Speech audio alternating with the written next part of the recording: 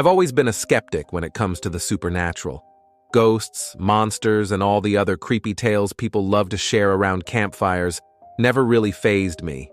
That is, until I encountered something I couldn't explain, a skinwalker. It happened during a camping trip in the remote woods of northern Arizona. The sun had just dipped below the horizon, casting eerie shadows between the towering pines. I sat by the campfire, the warmth and crackling flames a comforting contrast to the encroaching darkness. My friends and I had been telling spooky stories, each one trying to outdo the previous, when one of them mentioned skinwalkers.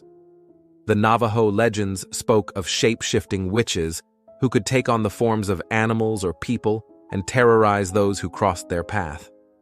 I laughed it off as just another campfire tale, but deep down, a seed of unease had been planted.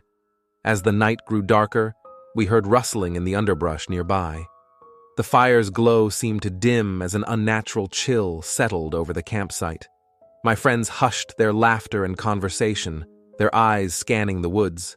Then I saw it. A figure emerged from the shadows, not quite human, not quite animal.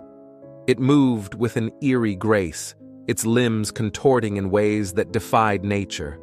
Its eyes, glowing like crimson embers, locked onto mine, sending a shock of terror through my body. I froze, unable to look away as the creature drew closer. It resembled a grotesque fusion of man and beast, its face twisted into a sinister grin. It whispered my name in a voice that seemed to echo from the depths of hell. My friends screamed and scrambled for weapons, but it was too late.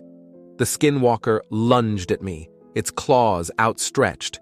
I managed to dive out of the way just in time, feeling the rush of wind as it passed inches from my face.